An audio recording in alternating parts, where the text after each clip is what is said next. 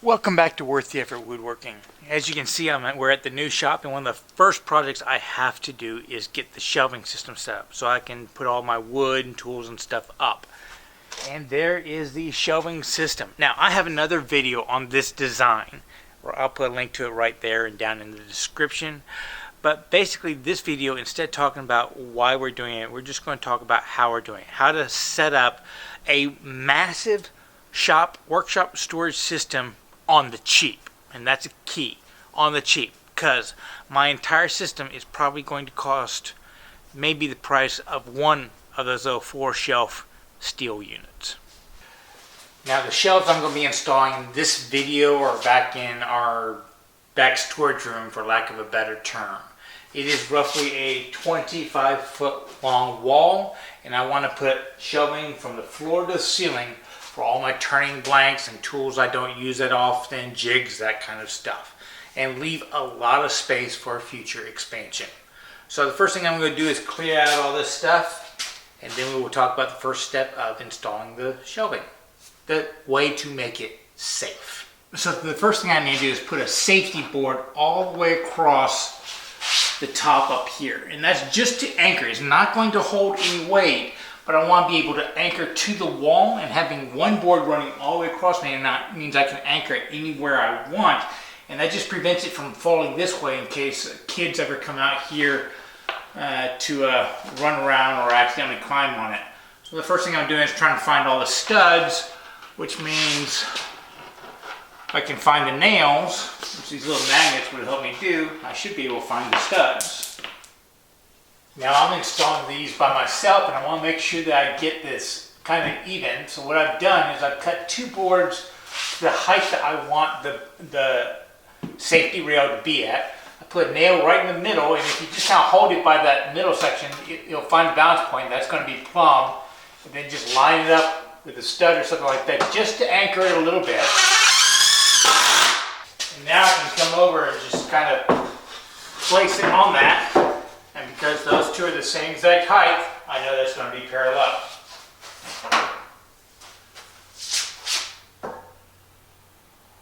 Get it on perfect.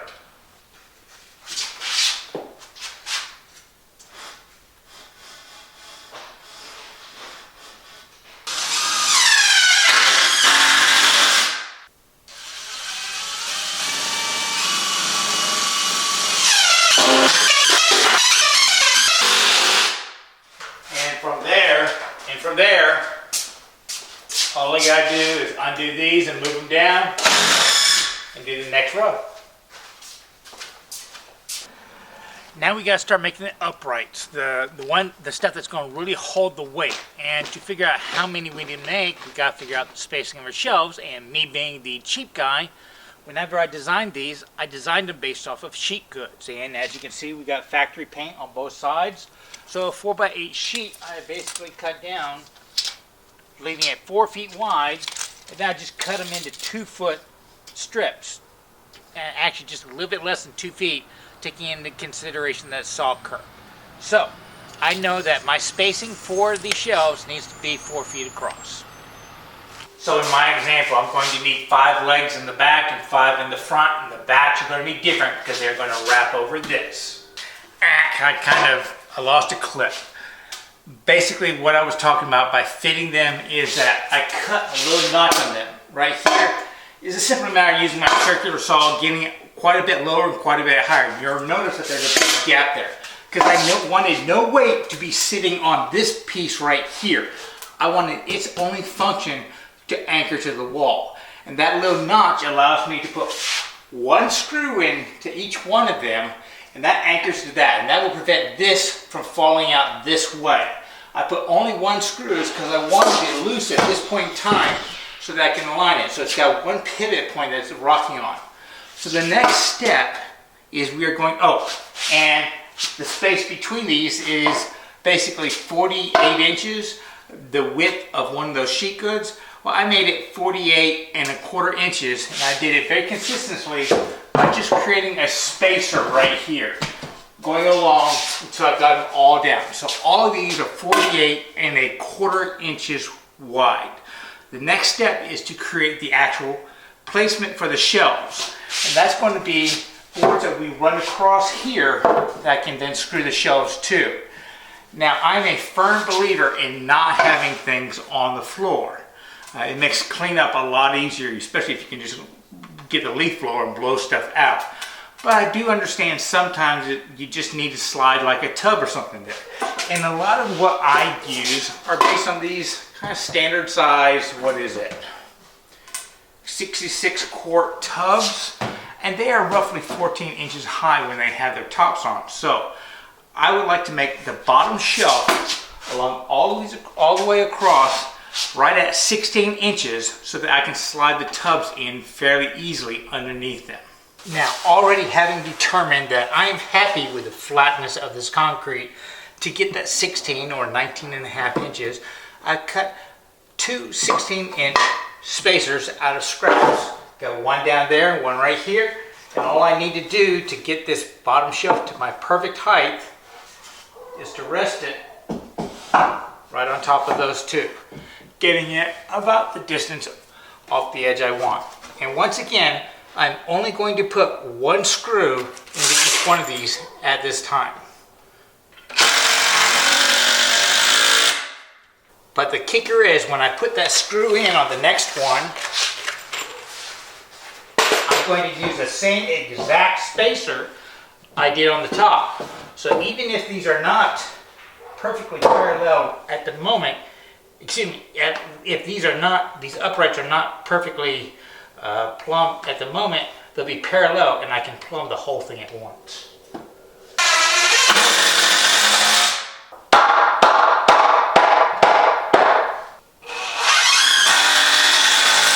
Now occasionally you might want to stretch two boards continuously together. And that's not hard to do. What I would typically do is I would drill a backer board behind one that's completely flush with it.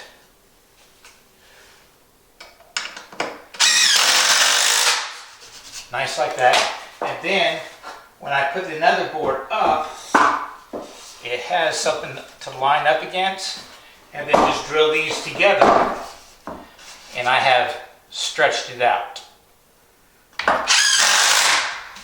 I can flush and then just drive a few more screws in just to secure it all together. The key thing is, whenever you're putting your board, your shelf on top, you just want a nice flush thing for it to sit on. Now that we got parallel lines all the way across, all I have to do is technically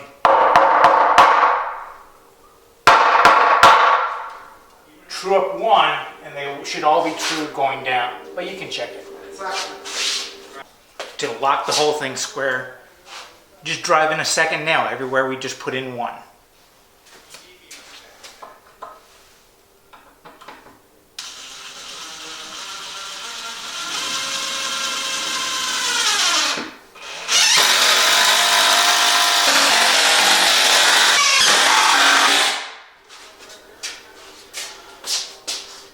From here on out, all it is wherever you want a shelf to be, put a parallel bar going all the way across these right here. Me personally, I'm going to put a shelf along the top all the way down that is 16 inches so that I can slide those 14-inch tubs all the way. And that'll be my establishing shelf on top. But the rest of the way, they're going to be intermixed. So get all these where you want your shelves to be, and then I'll show you how to extend it out that way. So here are my shelf design. And now all we need to do is duplicate that on the front legs. And I've got a fairly easy way to do that one. And it's all based upon the, I guess, stretcher. I don't know what this would be called. But this came from my old design. And as you can see, just by the sun shadow lines, this piece right here is going to go up underneath this. And it's going to be screwed to that. Then I have a spacer block that I will put right here, and then this will be the upright leg, which leaves just enough of a ledge in front for us to rest a piece right there, and this piece will form what we nail the actual shelf to. So all we really need to do now is connect this piece up underneath these very securely, get it flat, and then nail on the front leg. But when I do this, I'm actually going to do every other leg. I will skip a leg in the middle for the simple reason it allows me to make sure it's going to be straight, and then I can bump up those bottom supports after the fact to give them a nice secure connection. But if I'm going to do that one, I need to make sure I get the middle legs that I'm skipping inside here so that I can put them in there. Otherwise you're going to be fishing them through, and a lot of times you just can't. So go ahead and clamp them down. That's something you will get back to later on. So here's the process. I go ahead and take one leg right there. I will get it level.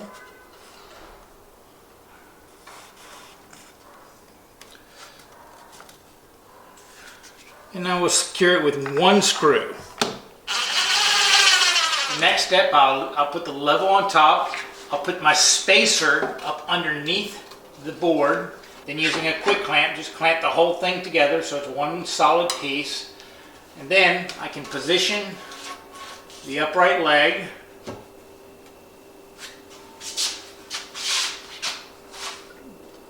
Get the stretcher level and screw it down. Once again, only one screw.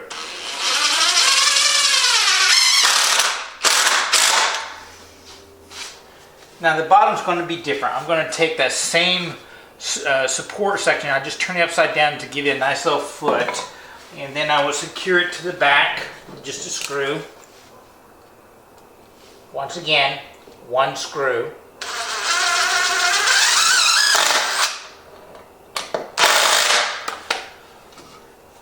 Use that same spacer, drop that down,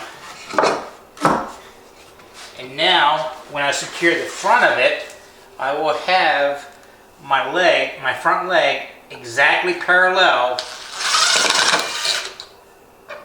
up and down.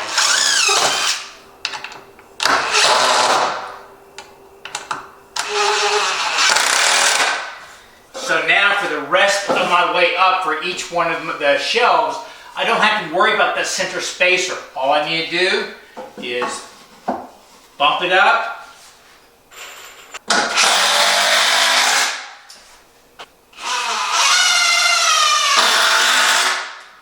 and screw it in.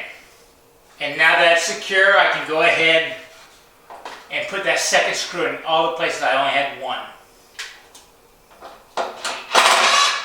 Now, if you're in a situation like me where you have a center section, well, that one could be easier. Save yourself some time.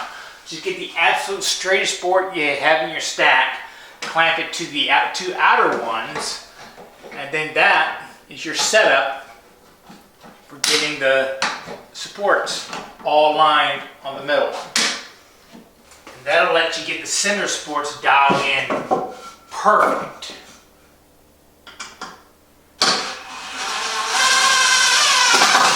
Put it in your spacer, and you are all set. Just keep it to the bottom of that board right there.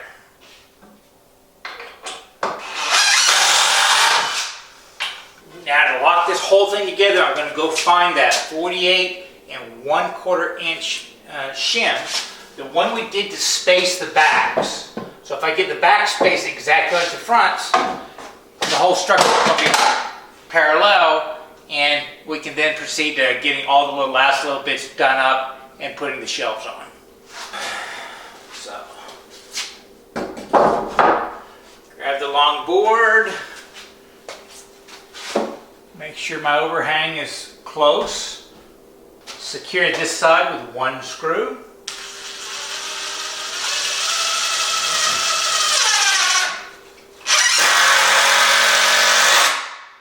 Grab my spacer board, drop it in, bring this one over, and secure it in.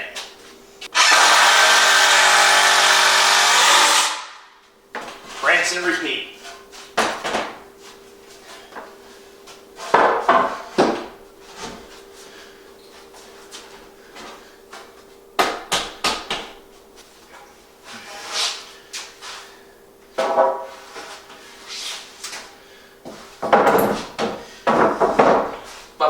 you do the lower one, go ahead and check square this way. So all the subsequent ones will be straight up and down.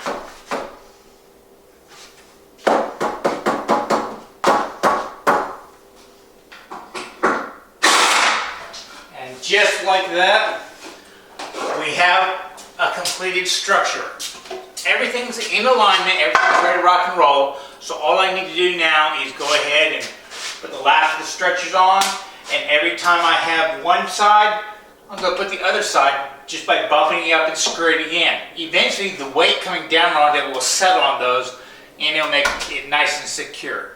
The only thing is, notice how I got these screws on the diagonal? Well, when I put this side up, I want to make sure that I screw them in here and here so that we get a lot of meat bite on this board right here. I'm not really worried about these screws going all the way through. I just don't want to chew up this board too much.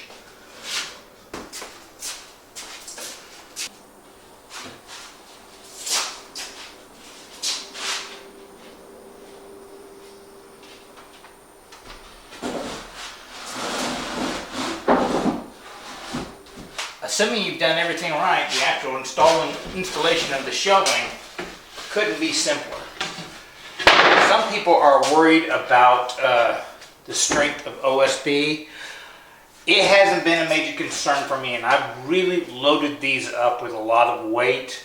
If you think about it, while this distance right here might be about 2 feet, this one's a little bit less, and a half inch has been strong enough. Most of the weight is closer to the legs. Either way, very rarely is all your weight going to be in the dead center, so no big deal. And what I will do is put 3 screws in the front,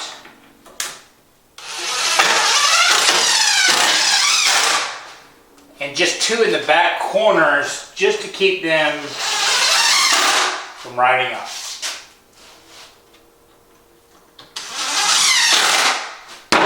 Move on to the next. A really simple design. Now I know I didn't show it, but really the only tool you needed for something like this would be a jigsaw or a circular saw and a drill to drive in all the screws. Anybody can do this, and it's really inexpensive. This was the rack I took out of my old shop, and I have about 1/3 more of the materials. I'm going to build another rack inside the shop. Out here is basically going to be the very top shelf. Will be for jigs and stuff like that I really don't use that often. I can store out of the way and at least have access to them. Those 3 shelves right there and up here are all going to be my turning blanks, just raw wood, and that tells you how much I trust this to hold weight, because if you saw my old shop, it was a 12-foot ceiling. This one right here is only about 8 feet, and it held all that wood you saw there. Thousands upon thousands of pounds. And I did build myself a little desk right here so that I can, work on my chainsaw and carburetors and stuff like that and not stink up the shop or get a lot of oil everywhere.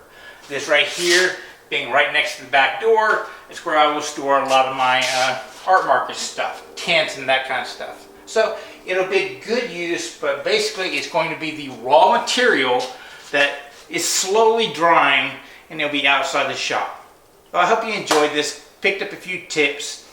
You understand now that something like this is in your capability, and for what you're getting, it is dirt cheap. I want to say when I first built this in the shop, that for the entire shop I built, again, I still have extra material, I spent a little under $300. Granted, that was pre-COVID lumber prices, but that's about the price you would pay for one really good steel tool rack designed to hold the amount of weight that this does here. And I got an entire wall of it plus more. And think of what you could do just lining one wall in your garage with all this stuff. How much less clutter you would have. So get out there and try it yourself. And remember, it's always worth the effort to learn, create, because you now can, and share with others. Y'all be safe and have fun.